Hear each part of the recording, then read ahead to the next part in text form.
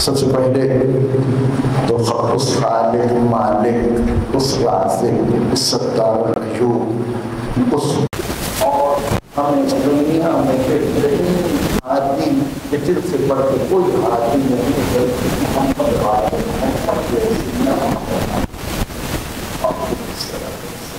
اور جو وہ محبت ہے خدا سے دعا ہے کہ پروردگار یہ محبت ہماری نسلوں میں قیامت کیا ہے. اگر ہمارے پاس آخرت ہے تو وہ ہمارے اعمال میں ہے, وہ ہمارے عبادات میں ہے, بلکہ ایک محبت کا دعویٰ ہے. اس کے ذریعے اڑتے پھرتے ہیں مہینہ ہمارے گھروں میں جان.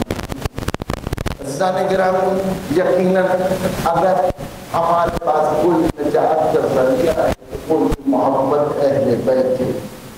یقیناً دعا کیا کرتے ہمیں اسی محبت میں موت آئے اور روز قیامت ہمیں انہیں کی محبت آئے گی. اور یہ بھی دعا ضرور کیا کرے کہ روز قیامت شفاعت محمد وآل محمد ہمارا نصیب و صلوات علی محمد وآل محمد.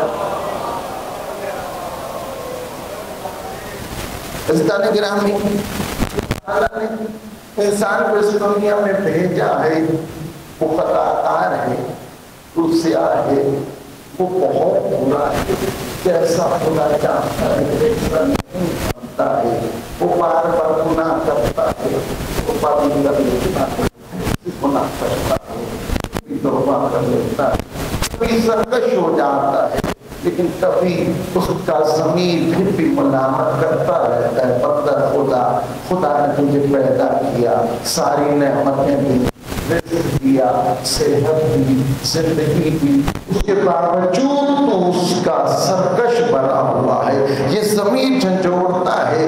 پھر کچھ دن ایسے آتے ہیں کہ انسان جو ہے عبادت کی طرف اللہ تعالیٰ نے ان کے اندر وعدہ کیا ہے کہ سارا سال بھی تو گناہ کرتا ہے, اس مبارک مہینے رمضان کے اندر اگر تو خدمت کی نیت سے میرے حضور جھک جائے گا تو میں تیرا سانس بھی عبادت شمار کروں گا.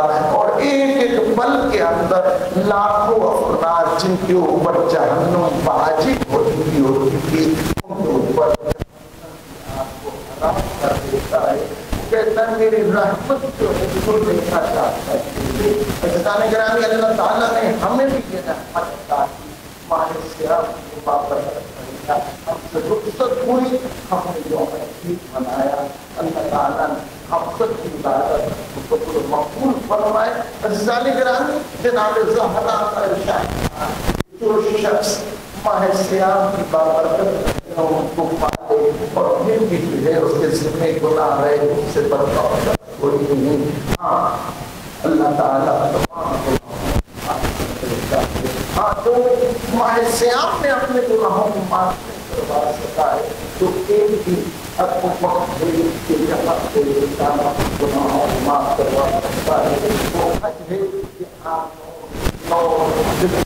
کو حج کے علاقے سے جائیں تو امام کہتا ہے جو زبان سے لے کے غرب آفتاب تک وہاں پہ رکا رہے گا اور ضرورت کے وقت اس کی حالت ایسی ہو جائے گی کہ وہ گناہوں سے مکمل پاک ہو جائے گا. اور تصدیق کر کے کہا وہ ایسا ہو جائے گا کہ آدیشی کا مادر سے پائے گا. عزیزان گرامی, اللہ تعالیٰ نے ہمیں قرآن کریم کے اندر اتنی بہترین جو ہے وہ ہمت کی ہے, طاقت کی ہے, اور اتنی بہترین جو ہمیں جو اللہ تعالیٰ کی طرف سے ایک خدمت ملی ہے کہ اللہ تعالیٰ نے ہمیں بڑے چاہوں سے ڈائریکٹ نہیں کہا ہے بلکہ اپنے رحمت للعالمین سید الانبیاء نبی حضرت محمد مصطفیٰ صلی اللہ علیہ وآلہ وسلم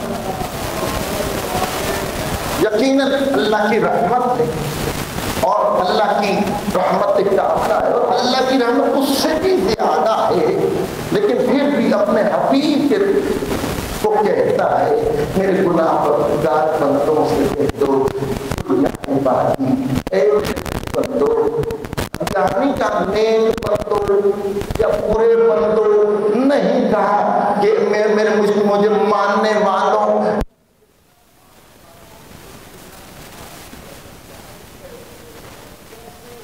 کیا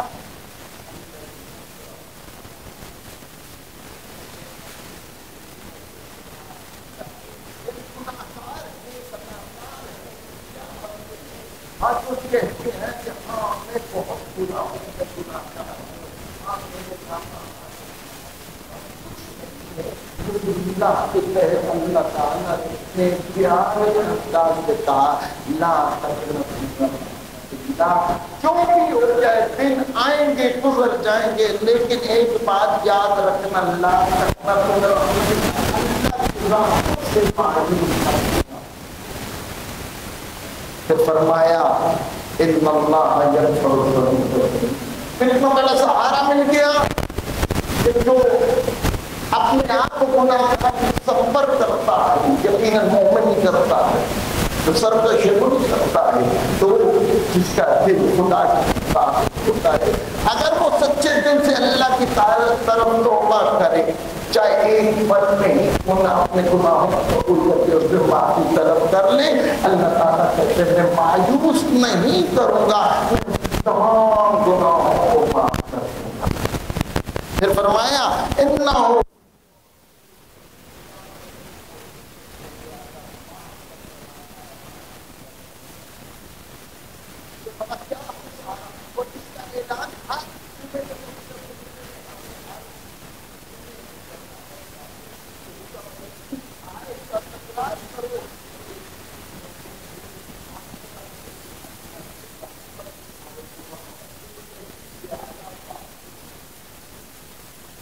اللہ تعالیٰ دعا ہے وہ ہم بار بار توبہ کا موقع کرنا تاکہ ہم پورا ملک حاصل کریں اور محمد کی حیثیت ہمیں معرفت عطا کرے کہ ہم معرفت حاصل کر کے اس دنیا میں بھی کامیاب ہو جائیں اور آخرت میں بھی کامیاب ہو جائیں۔ بآواز بلند تر صلوات۔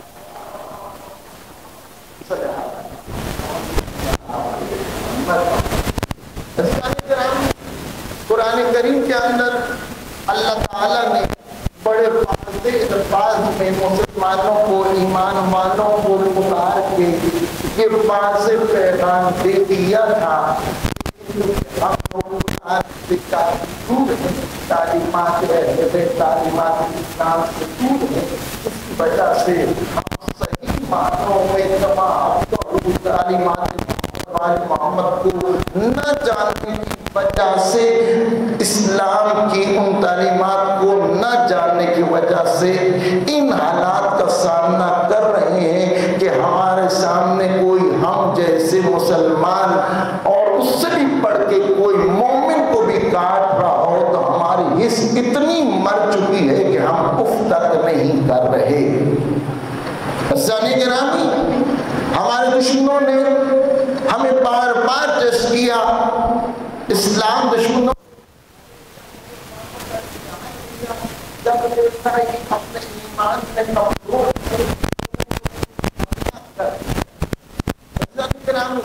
چاہے کہ بڑے ملک کتنے بھی بڑے ملک ہیں، تاریخ جو ہے انہوں نے کبھی بھی طاقت پر یا متحد جن کی قوم کے اندر اتحاد ہے اس پہ حملہ نہیں کیا۔ تاریخ کا مطالعہ کیجیے، دیکھیے کہ کبھی بھی ایسا نہیں ہوا کہ آج دور نہ جائے، آج ہی کو دیکھ لیں، کبھی بھی انہوں نے اس متحد حکومت پہ حملہ نہیں کیا یا اپنے دشمن ممالک کے اوپر حملہ نہیں کیا، بلکہ حملہ صرف وہی کیا جہاں پہ ان کی دوست حکومت تھی یا جہاں ان کو پتہ تھا کہ یہ ملک کمزور ہے۔ صرف اور صرف انہوں نے اپنی طاقت اور اپنی طاقت کا خوف بٹھانے کے لیے انہوں نے یہ سارے اقدامات کیے۔ میں نے گزشتہ جمعے میں بھی عرض کیا تھا کہ یہ ہم ہی لوگوں کے اندر آ کے اپنے ہی مفاد کی دکھاتے کہ جس کی مثال دی تھی کہ اپنے ہی ہتھیار دو طرفہ استعمال کر کے ہم ہی مسلمانوں کو نقصان پہنچا رہے ہیں۔ عزیزان گرامی، قرآن کے اندر اللہ نے کہا تھا یا ایھا الذین آمنوا لا تتخذوا الیہود والنصارى اولیاء، ان یہودیوں اور عیسائیوں کو اپنا دوست مت بناؤ، یہ تمہارے دوست بن نہیں سکتے، یہ جب بھی اکٹھے ہوں گے تمہارے خلاف پروپیگنڈا کریں گے، تمہارے سر کاٹنے کے بلکہ کچلنے کی پلاننگ کریں گے، اور ہمیشہ سے کر رہے ہیں اور کرتے آ رہے ہیں۔ اور کہا یہ تمہارے تو دوست نہیں ہیں، اولیاء بعضهم اولیاء، جی یہ ایک دوسرے کے دوست ہیں۔ عزیزان گرامی، ہم کیا کر رہے ہیں؟ ہمارے ہی مسلمان بھائی، ہمارے ہی رسول کا کلمہ پڑھنے والے، لا الہ الا اللہ محمد رسول اللہ کا کلمہ کہنے والے مسلمانوں کے سروں کو کاٹا جا رہا ہے، ان کو مارا جا رہا ہے، اور اتنی مظلومیت ہے کہ انسان برداشت نہیں کر سکتا ہے، لیکن بیچارگی اس سے زیادہ ہم میں۔ وہ مطمئن ہے، ان کے بچوں نے ہتھیار اٹھائے، وہ مطمئن ہے کہ ہمیں رتبہ شہادت مل جائے گا، ان کی مائیں مطمئن ہیں، ان کو تیار کر کر کے صف اول میں بھیج رہی ہیں، لیکن ہم لوگ غافل ہیں، ہم اپنے گھر میں بیٹھے ہیں کہ دشمن ہمارے گھر میں تو نہیں پہنچے گا۔ عزیزان گرامی، آج وہاں پہنچا ہے، اس نے کوشش کر کے دیکھ لی، عراق میں، سیریا میں، لبنان کے اندر، چھوڑے گا وہ پاکستان کو بھی نہیں۔ عرض کیا تھا کہ آپ نے خبروں میں سنا ہوگا کہ اگر فلسطین کے بعد اگر کسی مسلم ریاست کا نام آ رہا ہے کہ اس کی حالت فلسطین جیسی کرنی ہے تو وہ ملک ہمارا ملک جو خدا نے ہمیں دیا ہے پاکستان ہے۔ خدا اس کی سالمیت اس کو عطا فرمائے۔ عزیزان گرامی، ہمیں انتظار نہیں کرنا۔ وہ ممالک جن سے ہم لوگ قرآن کے احکام سے، عزیزان گرامی، عرب ممالک قرآن کو ہم سے زیادہ جانتے ہیں، عربی زبان ان کی زبان ہے، ہم غافل ہو سکتے ہیں، لیکن وہ زیادہ کم از کم قرآن کی ان آیات سے آشنا ہے۔ انہوں نے کیا کیا؟ ابھی آپ کے سامنے کہ ایک ملک جو اپنے آپ کو ملک اسلام کا داعی کہتا ہے اور اس وقت اپنے آپ کو اسلام کا لیڈر سمجھتا ہے، جو بھی اسرائیل کے اندر فنڈنگ ہو رہی ہے اس کے اندر سب سے بڑا ہاتھ اس کا، جتنا کھانے پینے کی چیزیں، جتنا بارود، جتنا پیٹرول جا رہا ہے وہاں سے جا رہا ہے۔ ابھی ایران میں تھوڑا سا آنکھیں دکھائی، پوری دنیا کے اندر اگر کوئی اس وقت اسلام دشمن کے ساتھ برسر پیرا ہے تو وہ ایک ہی ملک ہے جس نے ہر طرح سے، عزیزان گرامی آپ جانتے ہیں کہ فلسطین کے اندر تقریباً 99% اہل سنت ہے، لیکن اس کے باوجود انسانیت کی وجہ سے اور مسلمان ہونے کی وجہ سے ہم لوگ ان چیزوں سے کوسوں دور ہیں۔ جو پیغام امام حسین علیہ السلام نے ہمیں عصر عاشور دیا تھا کہ میں کٹ تو سکتا ہوں، اپنی آل قربان کر تو سکتا ہوں، لیکن ظالم کے سامنے اپنے سر کو نہیں جھکا سکتا ہوں۔ تو عزیزان گرامی یہی حسینیت ہے کہ جب ظالم بڑے، جب ظالم سر اٹھائے اس کے سامنے ڈٹ جاؤ۔ اور یہ علی کے ماننے والے اس خیبر شکن امیر المومنین حیدر کرار کے ماننے والوں نے یہ ثابت کیا ہے کہ دیکھو ہم ہیں سچے حقدار اہل بیت، دیکھو ہم ہیں سچے رسول خدا کا کلمہ پڑھنے والے۔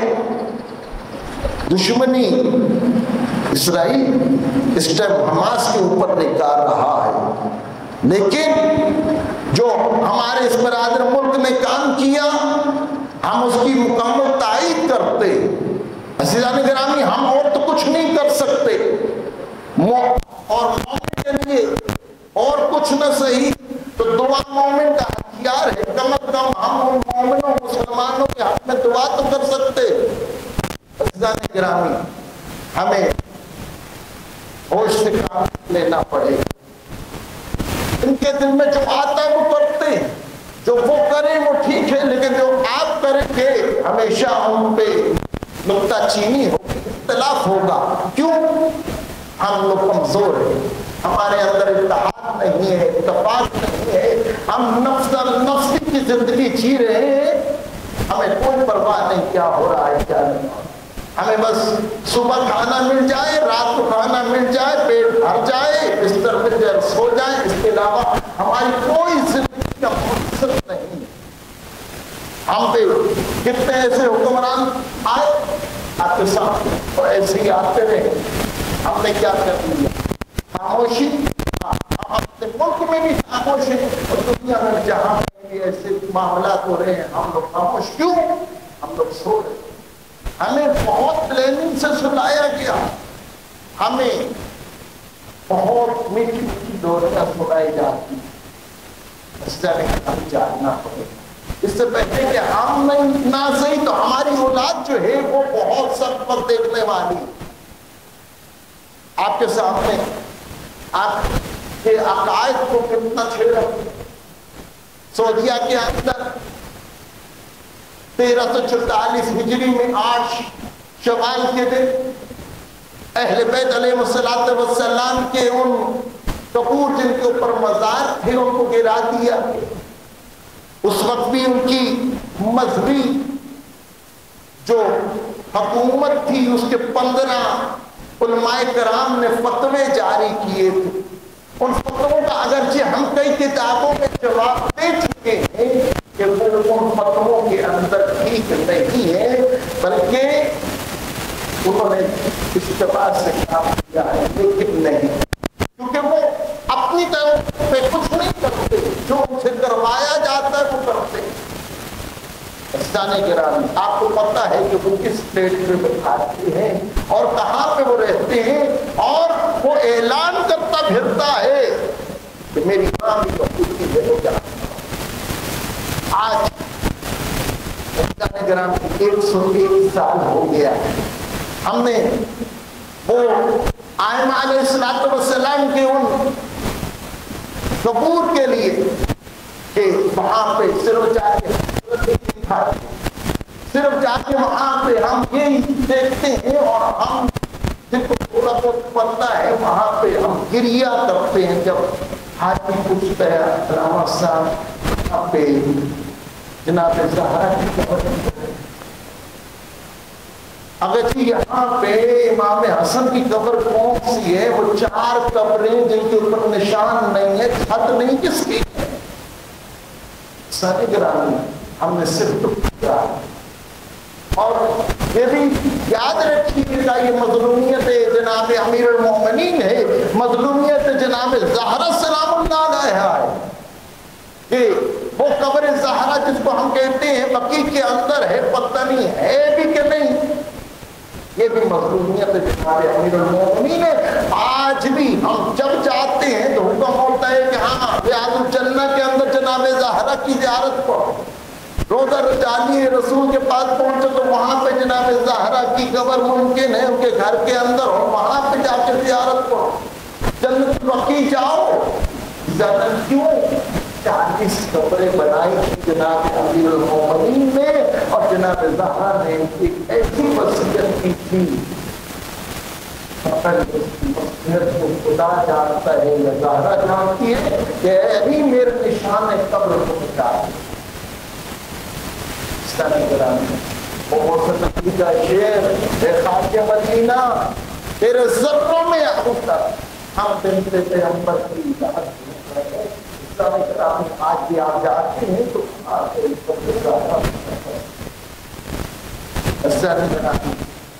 سوچ سال کی زیادہ کا رستہ گزر گیا، ہم کچھ نہ کر سکتے.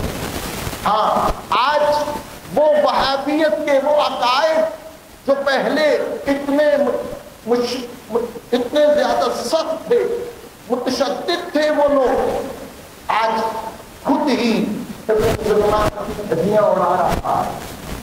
آج وہ خود ہی اپنے عقائد اور ان کے تعلیمات کو پس پش ڈال کے وہاں پہ کیسا اسلام لا رہا ہے آپ کے سامنے. کہ یہاں پہ فلسطینیوں کے اوپر بم برس رہے ہیں اور مسلمان شہید ہو رہے ہیں, بچے قتل ہو رہے ہیں, مستورات قتل ہو رہی ہیں, اور وہاں پہ وہ دنیا کی سب سے مشہور فاحشہ کو وہاں پہ بلا کے اس کا داس کرتا ہے. اس گلوکار کو جس پر لوگ سجدہ کرتے ہیں اس کو وہاں پہ اس کے کنسرٹ رکھے جا رہے ہیں. وہاں پہ شراب کھانے, جوئے کھانے, سینما ہار کھل گئے. سارے گرامی جو اسلام کا لائی تھا آج حقیقت واضح ہوتی چلی جا رہی. پہلے وہ جو دین وحدیت ان کے اندر سے پروان چڑھ رہا تھا وہ ان کی تعلیمات تھیں. اب بھی جو چڑھ رہا ہے کہ اب تعلیمات نہیں پڑھتے, وہ عادت چل رہے ہیں کہ جس طرح پیسے دو ویسے اسلام کو بناتے چلے گا. عزیزان گرامی, ہمیں اپنا کردار ادا کرنا پڑے گا. کم از کم ہمیں یہ ریلیاں الحمدللہ ہمارے کئی دوستان نکالتے ہیں ان کو بھرپور طریقے سے نکالا جائے. ہاں, ہمیں سیمینار کرنے پڑیں گے, ہمیں اسپیشل مجالس کرنی پڑیں گی تاکہ ہمیں مظلومیت کا پتہ. مکہ میں چلے جاؤ, وہ ملکۃ العرب, وہ عرب کی سب سے بڑی مالدار عورت, وہ ام المؤمنین ام المعصومین حضرت خدیجہ کبریٰ سلام اللہ علیہا کی قبر کو دیکھ لو. کتنے ایسے حاجی زوار ہیں جن کو پتہ ہی نہیں ہے کہ ہاں جنت الملاک کے اندر ان کی قبر ہے. وہاں پہ بھی تعلیم سرگرمی ہمیں آباد کرنی پڑے گی. جب ان کے بادشاہوں کی قبریں بن سکتی ہیں, کتبے لگ سکتے ہیں, ان کے مجسمے بنائے جا رہے ہیں, کیا کچھ ہو سکتا ہے, تو گرامی کے بھی بن سکتے ہیں. ہمیں ان چیزوں کو اپنی نسلوں تک اس پیغام کو پہنچانا ہے کہ ہم تو کوشش کرتے رہے. آج بھی ہم یہ اعلان کرتے ہیں کہ اگر حکومت سعودیہ ان انہدام شدہ ائمہ علیہ السلام کی قبروں کے اوپر ان کے شایان شان, ان کے روضے تعمیر نہیں کر سکتی ہے تو ہمیں اجازت دے, ہم خود اپنی ماؤں بہن بیٹیوں کے چاہے ہمیں زیور تک کیوں نہ دینے پڑے, ہم وہاں پہ ان کے شایان شان مزار قائم کریں. اللہ یا رسول اللہ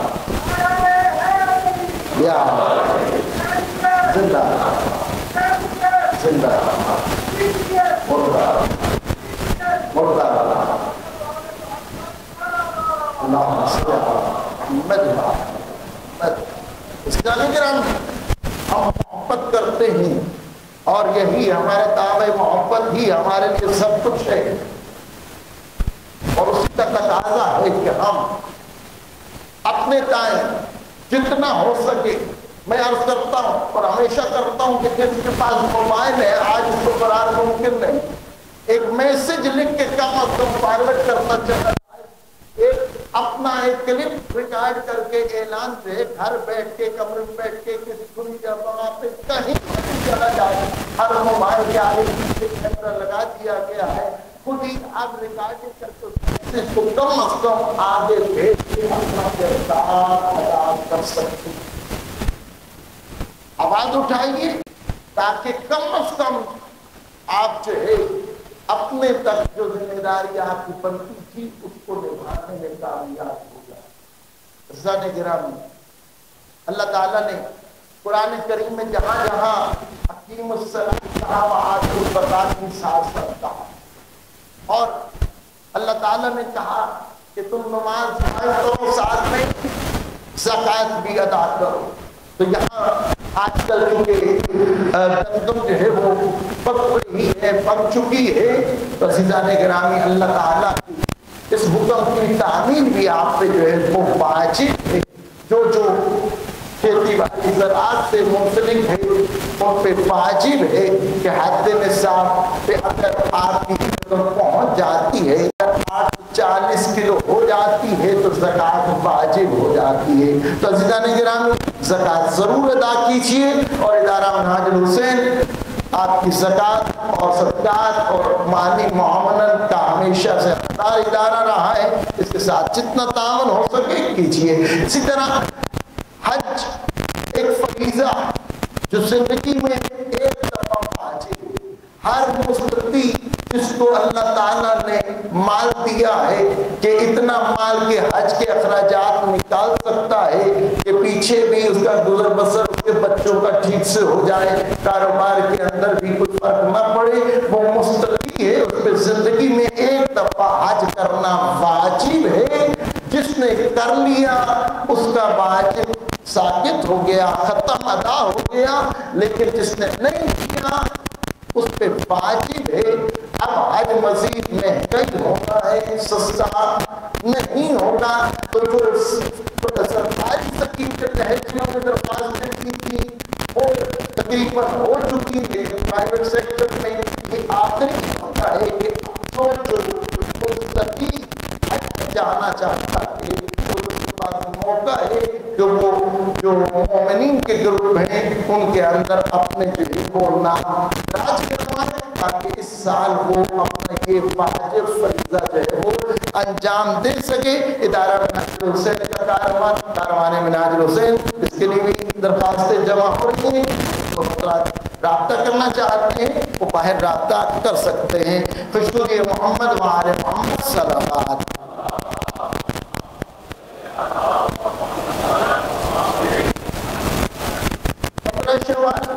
وہ دن ہے جس نے امام جعفر علیہ السلام کا روز شہادت ہے۔ یہ وہ امام ہیں جنہوں نے صحیح معنوں میں جن کو وقت ملا ہے کہ وہ دین کی خدمت کر سکیں۔ تقریباً 34 سال کا عرصہ امامت کا ہے، اور اس وقت کے حالات و واقعات کہ شیعہ دشمن حکومت کے بنو امیہ کا خاتمہ ہو رہا ہے، بنو عباس کا دور شروع ہو رہا ہے، اور شیعوں کے اوپر سختیاں بہت زیادہ ہو گئی ہیں۔ امام نے اپنی زندگی کے اندر عدل بہت زیادہ عام کیا۔ آج جو ہمارے پاس جدید علوم ہیں ان کے اکثر بانی امام کے شاگرد ہیں۔ امام کے شاگردوں میں سے تقریباً ان کی تعداد تقریباً 4000 افراد کی بتائی جاتی ہے، جو بیک وقت جو ہے امام کے درس میں علم دین سے علم دنیا سے فیضیاب ہوا کرتے تھے۔ یہ متخصصین کی ہے، اسپیشلسٹ کی تعداد آپ کو بتائی جا رہی ہے۔ ہاں، ان کے اندر اہل سنت کے امام ابو حنیفہ جنہوں نے کہا تھا لولا سنتان لہلک نعمان، کہ 2 سال اگر ہمیں امام جعفر کے محضر میں فیضیاب نہ ہوتا تو میں یقیناً ہلاک ہو جاتا۔ اس طرح امام مالک بھی امام کے شاگردوں میں سے امام کو بنی عباس کے دوسرے منصور دوانکی نے زہر دے کے شہید کیا تھا۔ مرنا شہادت ہے امام کی زندگی میں امام کے گھر کو آگ لگوائی گئی تھی، اور جب شعلے بھڑک رہے تھے تو جب دیکھا امام کے چاہنے والوں نے جو آگ بجھا رہے تھے تو دیکھا کہ امام رو رہے ہیں۔ پوچھا مولا مالک دنیا میں آگ لگتی رہتی ہے، رو کیوں رہے؟ کہا میں گھر کو جلتے ہوئے دیکھ کر نہیں رو رہا کہ میرا دنیا کو آگ لگی، بلکہ مجھے شام غریبہ یاد آ گئی۔ ہاں، وہ دیکھو میری بیٹیاں آگ سے بچنے کے لیے چادریں پہن کے دائیں بائیں بھاگ رہی ہیں، اور وہ شام غریبہ، وہ شب عاشور، یہ ہماری جدہ اس کے سر پہ رضا بھی نہ تھی، خیموں کو آگ لگا دی گئی تھی، ایک خیمے سے دوسرے سے تیسرے میں جا رہی تھی۔ امام نے کربلا کو عام کیا ہے، مجالس برپا کی ہیں، مجالس کے لیے باقاعدہ باقات کو وقف دیا ہے. دعا کریں پروردگار سیرت محمد و آل محمد کو سیکھنے سمجھنے اور اس پر عمل کرنے کی توفیق عطا فرمائے. پروردگار امام زمانہ کے ظہور میں تاجیل عطا فرمائے. ہمیں امام زمانہ کی معرفت نصیب فرمائے. ہمیں امام زمانہ کے اعوان انصار میں شامل فرمائے. ربنا تقبل منا انک انت السمیع العلیم. بآواز بلند 5 مرتبہ صلوات.